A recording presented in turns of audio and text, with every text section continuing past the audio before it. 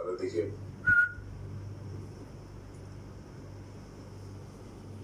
जिंदगी में दो चीज जरूरी मानी जाती है, पानी और सोना। पानी के बगैर आदमी जी नहीं सकता। सोने का है, पानी का नहीं। मुद्दे की बात करो।